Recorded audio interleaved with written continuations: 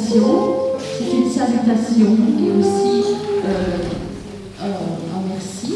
Mais littéralement, ça veut dire sauve. Sauve donc, c'est même un impératif, sauve.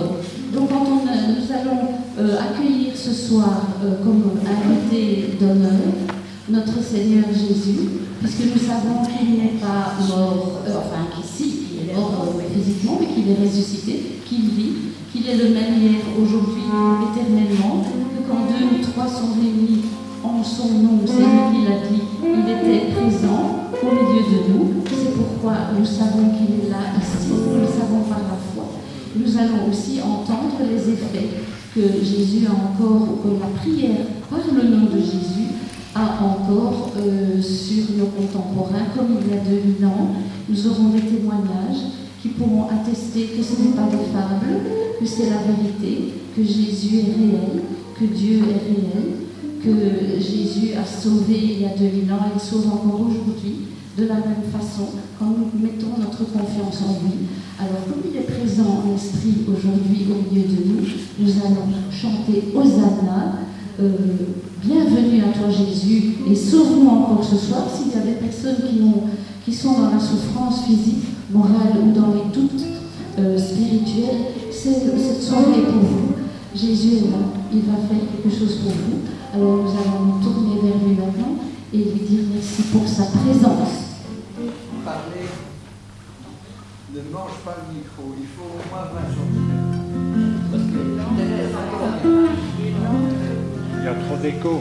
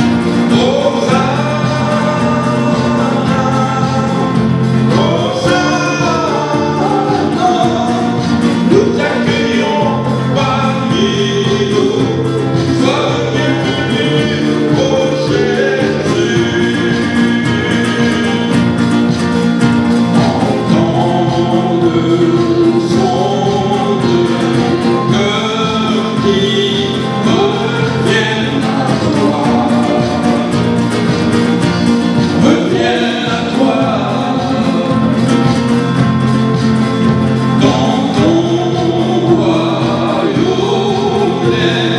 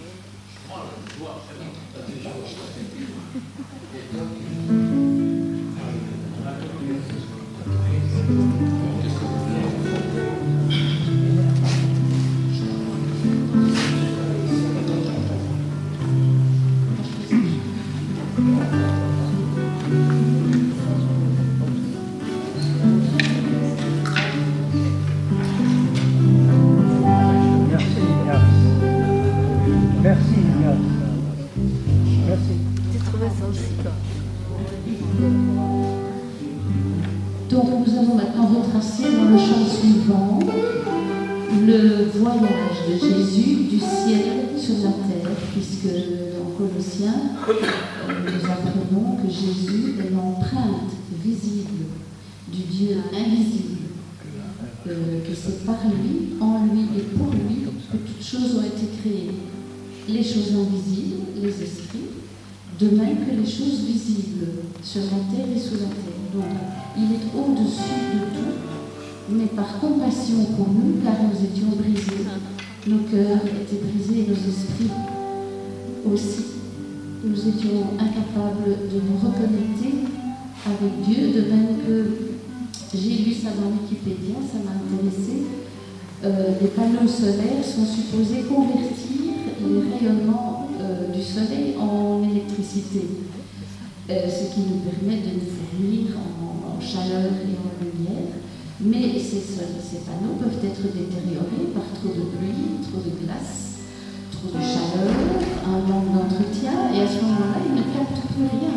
Et quand ils ne captent pas, eh bien, ils ne peuvent pas remplir leur fonction de convertir en électricité, et donc que la maison soit à la fois éclairée et chauffée. Nous, il en va de même pour nous. Si notre esprit n'est plus capable de capter la sagesse et la bonté de Dieu, eh bien, l'amour et la vérité de Dieu ne peut plus nous animer et transparaître vers les autres. Donc, celui qui a constaté les dégâts sur la terre, c'est Dieu lui-même.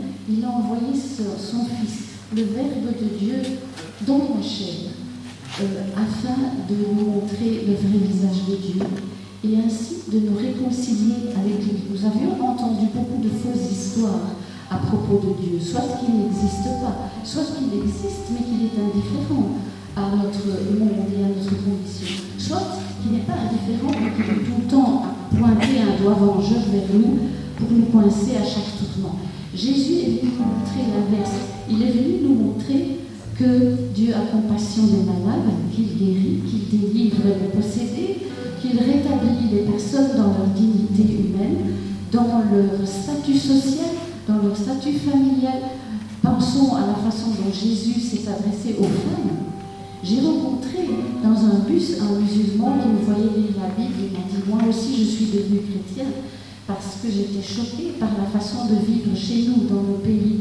Et quand j'ai entendu parler de votre Jésus, comment il s'adressait aux femmes, je me suis convertie à Jésus-Christ. » Voilà, ça c'est un petit témoignage en passant, qui n'est pas le mien, mais que j'ai entendu de mes propres oreilles.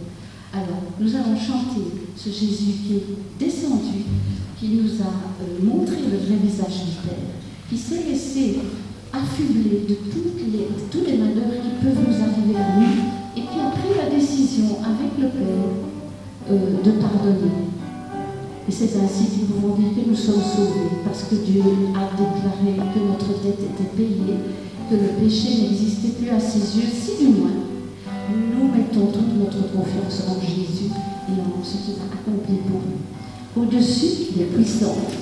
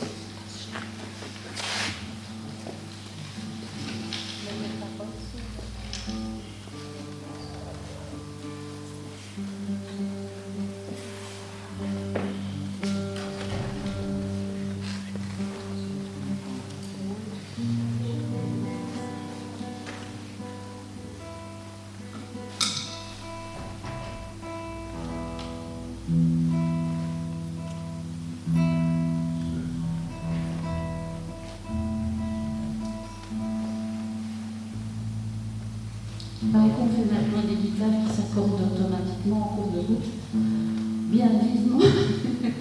Pour le moment, on va encore nous accorder entre les morceaux.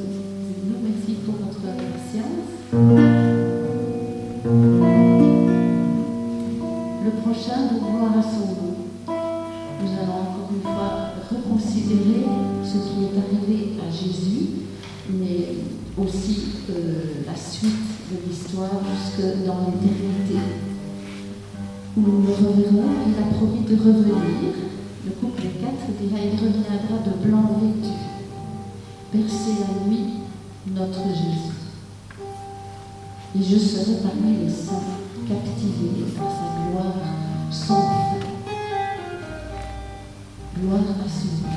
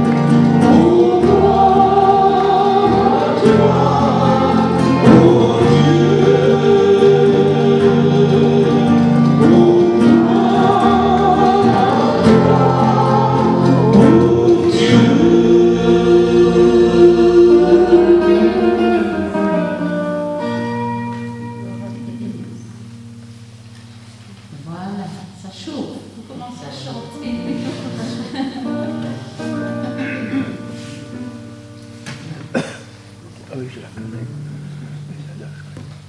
L'instrument à cordes, c'est quelque chose. Ça se dérègle.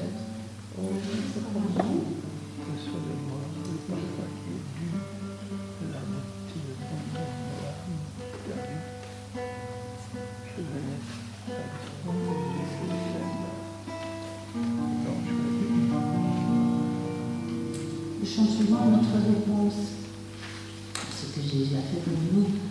Et nous déclarons dans ce chant qu'il est digne de recevoir de notre part un parfum de bonne odeur, à savoir des lèvres qui confessent que Jésus est Christ et Seigneur, là notre reconnaissance.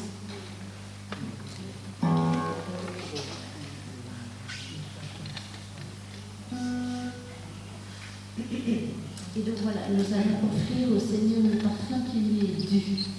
Nous rappelons aussi que le Emmanuel, nous savons ce que veut dire Emmanuel. Dieu avec nous. Dieu avec nous. Dieu est venu marcher sur la terre. Son nom est Jésus, Yeshua, Dieu sauve. On peut appeler Emmanuel, Dieu avec nous.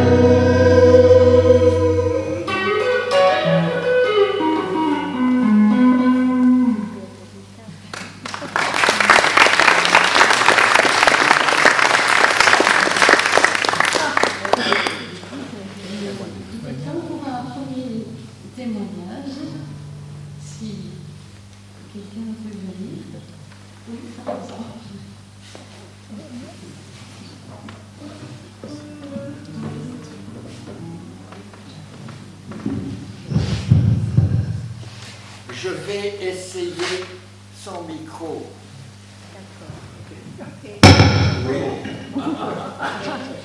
Oui. Bon. Marianne m'a demandé de témoigner de l'œuvre du Seigneur dans ma vie. Sur le tard, j'ai 88 ans, quelques jours. Sur le tard, le Seigneur m'a récupéré. Pendant toute ma vie, j'ai été habité par cette question: Jésus, es-tu un homme? Ça, je n'en doute pas, mais es-tu Dieu?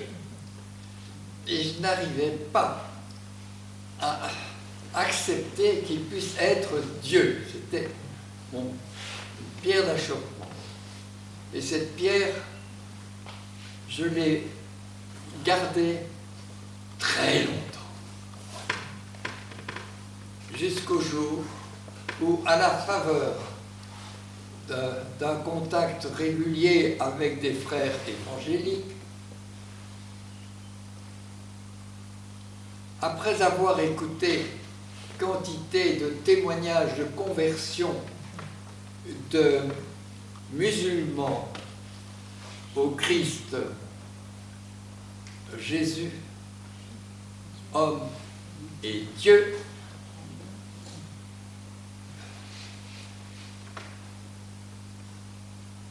j'ai retrouvé la sérénité.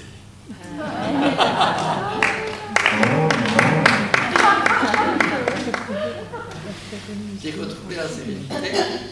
Et depuis lors, disons que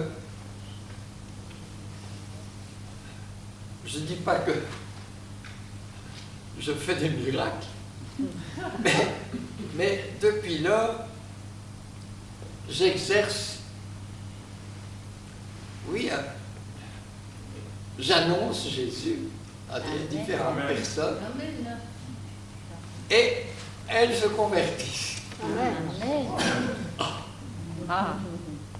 J'en rends grâce au Seigneur.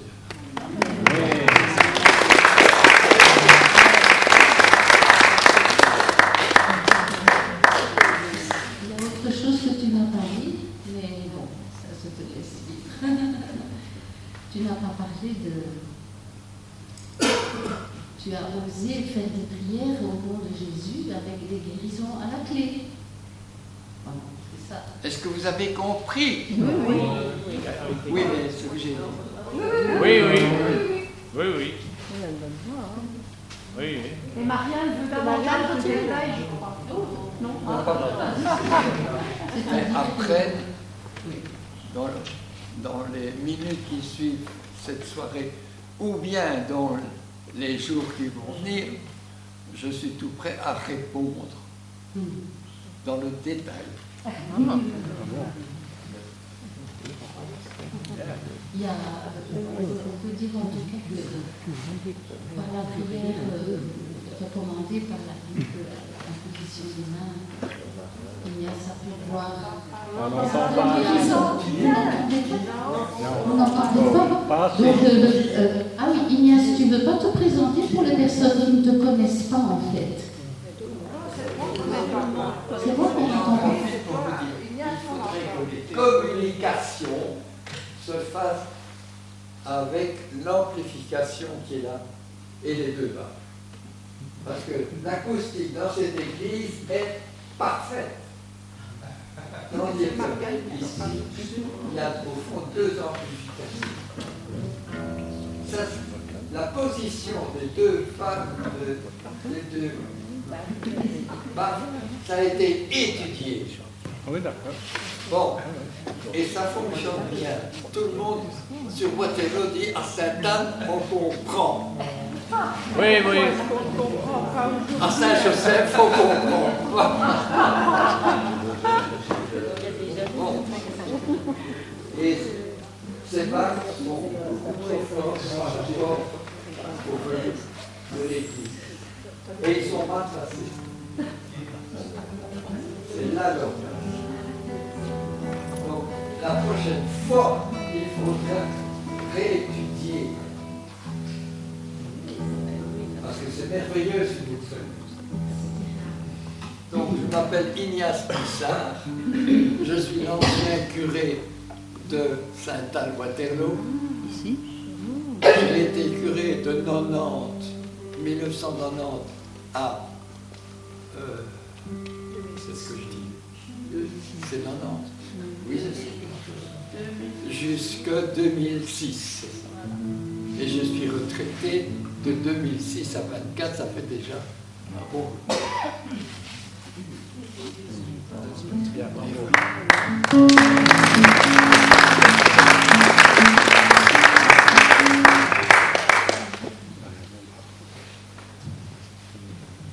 Ça tombe bien parce que le chant suivant s'intitule « Éveille-toi, mon âme ».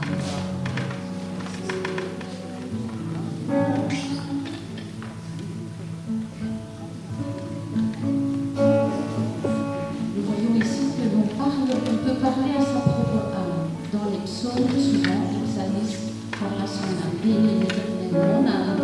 Par exemple, ne crains pas mon âme, sois rassuré mon âme.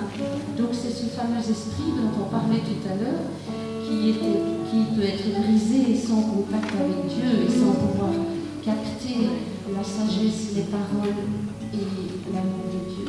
Mais ce capteur qui nous est propre à nous, les êtres humains, une fois que nous percevons ce que Dieu veut nous dire, notre esprit peut parler à notre âme pour la rassurer, pour l'encourager. Et c'est ce qui se passe ici, dans le chant « Éveille-toi, mon âme ».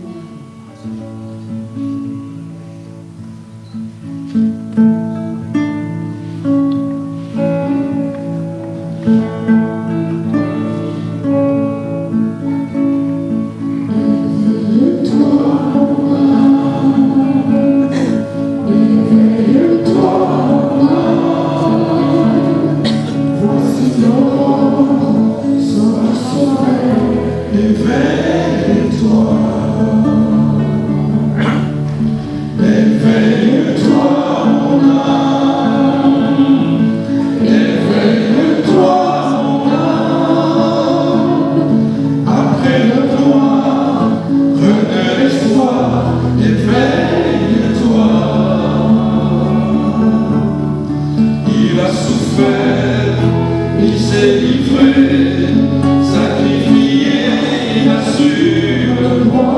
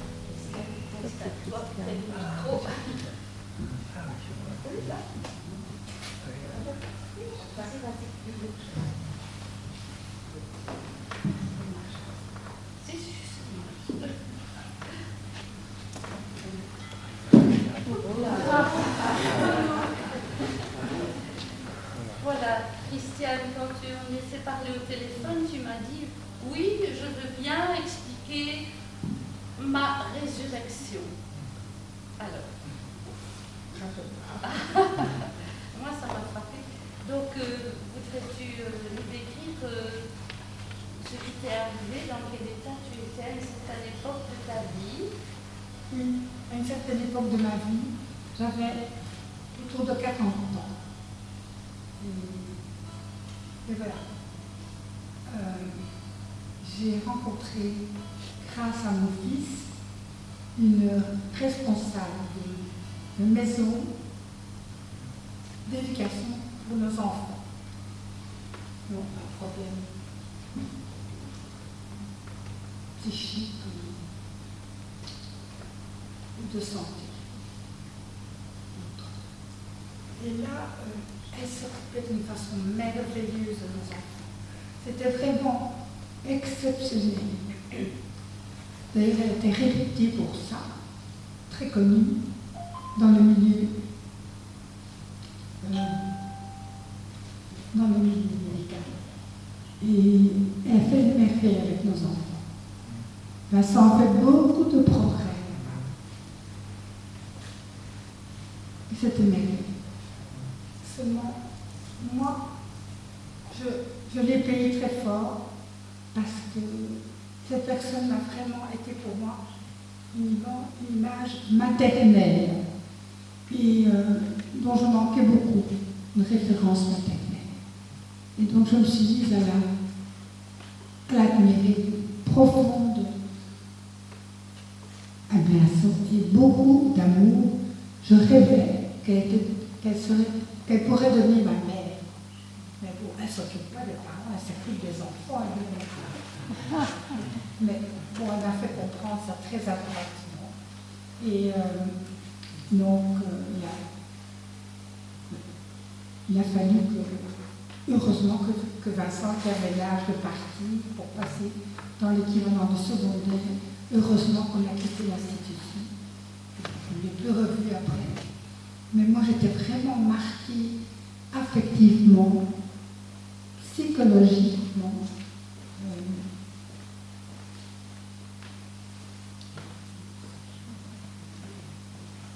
Ça m'a induit en dépression. Grande tristesse. Alors que j'avais déjà 5 enfants, encore en âge scolaire. Donc, ça a été très dur pour les deux. Il y a beaucoup de mérite à m'avoir supporté. Mais il fallait bien qu'ils me supportent, puisque les enfants aussi me supportent. Mais c'était vraiment une période de ma vie très sombre. Et de ce temps-là, j'ai essayé d'y faire thérapie, aller chez des psychologues, prendre des médicaments, faire beaucoup de démarches comme ça. Et rien ne marchait. Je ne parvenais pas. D'abord à parler chez ces gens-là, je ne pouvais pas parler.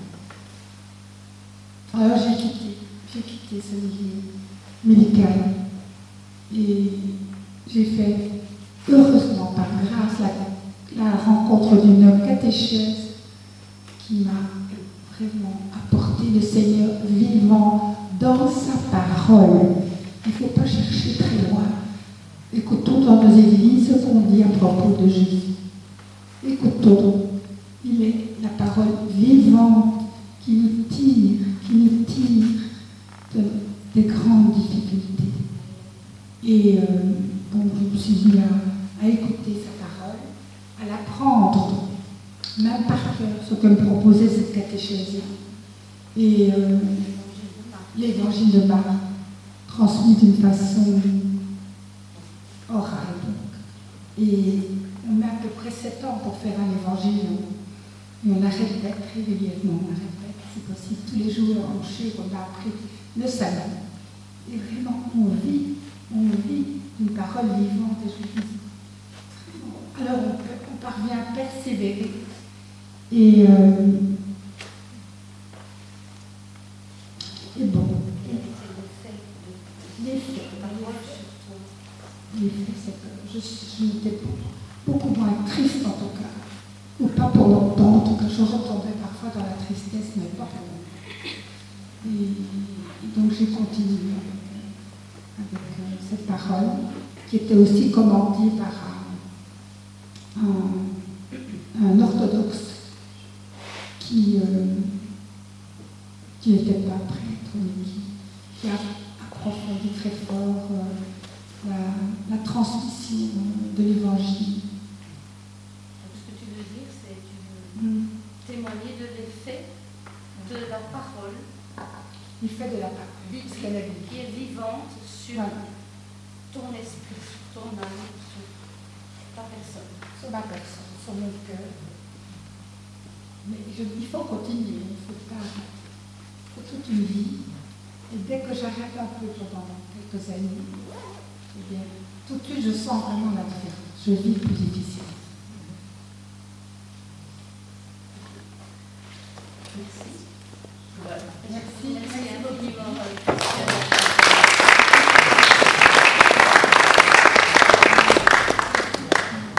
Nous rappelons les paroles de Jésus, l'homme ne vit pas de pain seulement, mais sort de la bouche de Dieu. Christiane en est un témoignage vivant. La parole dans Hébreux 4, je ne sais plus quel verset, il dit aussi la parole de Dieu est vivante. Elle est efficace, c'est-à-dire qu'elle donne la vie, elle maintient la vie, elle restaure la vie. La parole de Dieu est incomparable. La parole de Dieu n'est pas comparable à un roman. C'est une parole qui affecte. Le verset dit même qu'elle plonge jusqu'à l'âme et jusqu'à l'esprit, en étant capable de distinguer entre l'âme et l'esprit, et elle ravigore notre être tout entier. Donc c'est la parole du Dieu créateur, qui a tout créé par sa parole. Et quand nous écoutons sa parole, nous recevons le fruit de sa vie. Voilà. Et l'exemple de Christelle, je pense, est magnifique, qui nous encourage grandement à écouter, à méditer, à lire, à prier la parole de Dieu. Merci.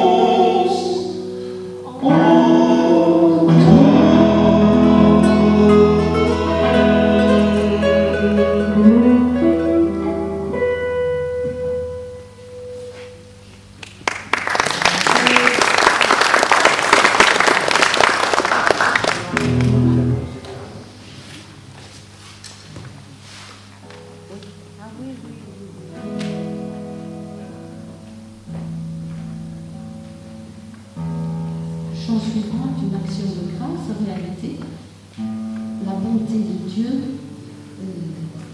nous aimons chanter jour et nuit, du matin au soir, remercier Dieu pour sa grande bonté.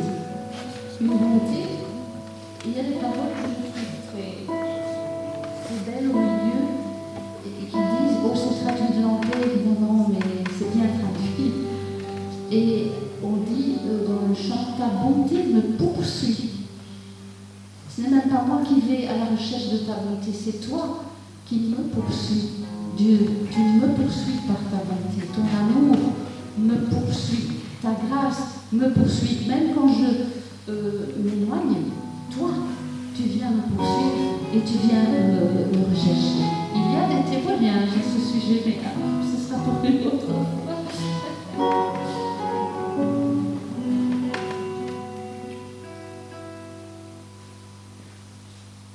Je pense que déjà le témoignage de notre Père Inès est déjà un exemple. Dieu n'abandonne pas ses enfants, il va les chercher là où ils sont, il va les retrouver, même s'ils s'éloignent, ta bonté me poursuit. Mais voilà. Écoutez ça.